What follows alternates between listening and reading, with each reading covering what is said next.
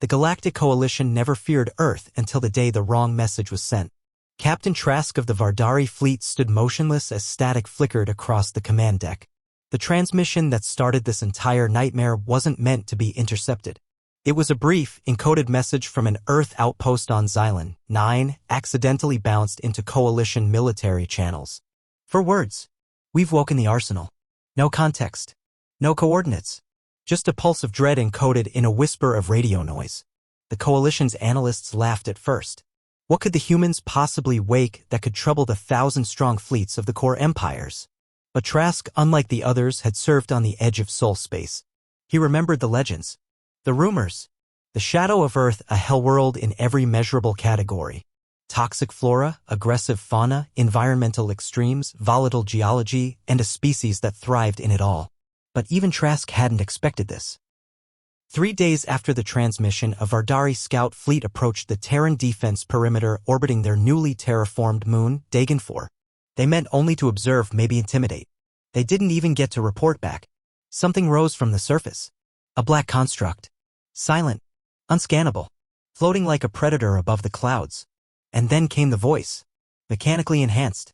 Void of emotion. This is Echo Protocol. Activation confirmed. Perimeter breach detected. You wanted our attention. You have it. In one burst, 20 Vardari ships vanished from sensors. Not destroyed, erased. Not a trace left in space. No heat, no energy spikes. Just silence. The Coalition scrambled. Across the galaxy, an emergency war council was called. The humans sent no ambassadors. No excuses.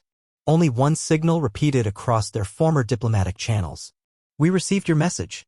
This is our reply. The Coalition launched a preemptive strike. 600 ships. Advanced species. Generations of war knowledge. They were met at the edge of Sol by a Terran fleet of only 30. They laughed. Until Earth spoke again. We do not need numbers. We are not your equals. We are what you fear when peace makes you weak. Then the Terran ships began to move. But they didn't fire missiles. No lasers. No kinetic rounds. Instead, they bent reality. Warp shears tore through the assault line. Time dilation fractured command unity. One Coalition ship exploded from within, crew members aged 1,000 years in moments. Another turned on its allies, broadcasting old Earth music while its weapons shredded friendly hulls. One by one, the most powerful armada in the galaxy fell into chaos without a single Terran casualty. Back on Dagon 4, in a hidden command center, Commander Rhea Morgan monitored the battlefield. Her eyes were cold. Her voice calm. They poked a world that tamed death itself, she said. Let them understand what happens when you corner a species that learned to fight extinction with bare hands. The AI beside her pulsed red. Coalition Command has sent a diplomatic vessel requesting ceasefire. Too late, she replied. They sent ships. We sent a message. They answered with war. Now they'll hear the rest. And so Earth's second fleet launched. This one silent, black, and cloaked in ancient code protocols lost to the rest of the galaxy. Ships named Judgment, Resurgence, Nightfall. They didn't invade. They didn't conquer. They dismantled.